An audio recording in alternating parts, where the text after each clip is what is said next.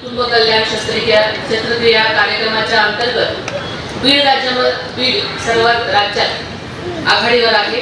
मोतीबिंदू शस्त्रक्रियामध्ये 160% काम पूर्ण करून जिल्ह्यानं याही क्षेत्रामध्ये उत्तम कामगिरी केलेली आहे।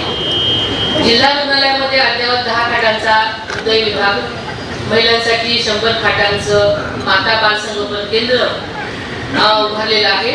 मागच्या दौऱ्यात मी स्वतः त्या ठिकाणी भेट देऊन कामांची पाहणी केलेली आपल्या सगळ्यांना ठाऊक आहे। आज आपल्या वडवणी तालुक्याच्या चिंचवड गावात नवीन ग्रामीण रुग्णालयाच्या इमारतीचं लोकार्पण होत आहे। ही अतिशय आनंदाची आणि समाधानाची बाब आहे। ऊसतोड कामगारांच्या आरोग्यासाठी मिशन साथी राबवलं जात आहे। आयुष्यमान भारत आणि महात्मा ज्योतिराव फुले जन आरोग्य योजनेच्या अंतर्गत लाभार्थ्यांना आयुष्यमान कार्ड देण्यात आले आहे। ऊसतोड कामगारांच्या मुलासाठी बीड शहरामध्ये उभारण्यात आलेलं संत भगवान बाबा मुलांचे शासकीय वसतिगृह हे महाराष्ट्रातलं ऊसतोड कामगारांच्या मुलांसाठीच पहिलं वसतिगृह ठरलं आहे आणि ही अतिशय अभिमानाची गोष्ट आहे। कालच मी आणि आम्ही सर्वांनीच त्याचं लोकार्पण केलं।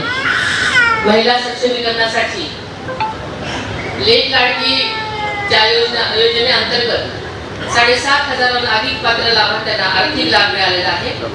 आंबेजोगाई, गेवराई, परळी, माजलगाव आणि वडवणी बचत गटांना बचत गट भवनांची उभारणी होत आहे। बीड पुणे रेल्वे प्रकल्प हा जिल्ह्याच्या विकासासाठी अत्यंत महत्त्वाचा आहे। येणाऱ्या मराठवाडा मुक्ती संग्राम दिनापर्यंत रेल्वे पुण्यातल्या हडपसरपर्यंत नेण्याच्या दृष्टीनं आमचे प्रयत्न जोराने सुरू आहेत। टाटा टेक्नॉलॉजीज आणि MIDC याच्या संयुक्त विद्यमानं उभारण्यात आलेलं 196 कोटी रुपयाचं CIIT कौशल्यवर्धन केंद्र सुद्धा पूर्णत्वास येत आहे।